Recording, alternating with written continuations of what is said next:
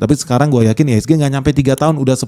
Sangat yakin. Kenapa gue bisa pede banget guys? Simple aja. Yang pertama, belanja pemerintah kita pasti lebih tinggi di tahun 2026 dibandingkan tahun 2025. Teman-teman tahu, salah satu pendorong perekonomian nasional itu adalah government spending. So government spending kita di 2025 menurut APBN 2025 itu cuma 3.600 triliun. Tetapi di tahun 2026 government spending itu sudah 3.700-an triliun. Tepatnya 3.760-an triliun alias sekitar 7,3% lebih banyak lah dibandingkan sebelumnya.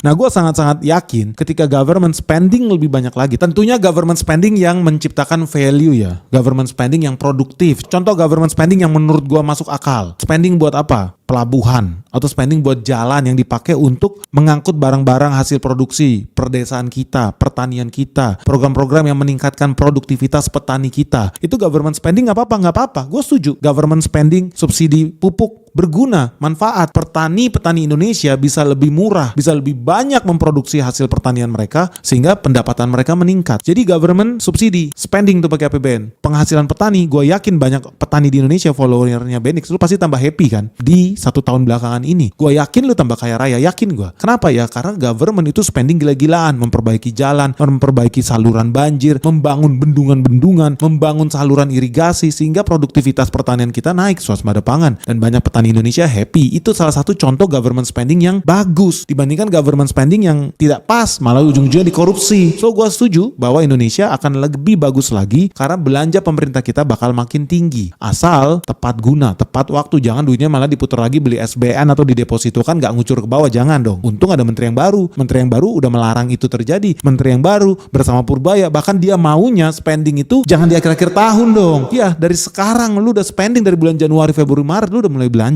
supaya ekonomi berputar. Gua sih setuju. Aneh makanya kalau ada ekonomi candol-candol 5 ons yang gak ada otak itu. Mereka sangat anti dengan Purbaya karena mereka pengen ekonomi kita tambah hancur, tambah nyungsep. Mereka cinta, mereka seneng makin banyak koruptor. Makanya mereka sibuk menyerang investor asing, sibuk mengganggu pertumbuhan ekonomi Indonesia. Namanya juga anjing peliharaan George Soros. Ya sudahlah. Tapi ya udahlah, itulah alasan kenapa gue yakin banget IHSG bisa 10.000.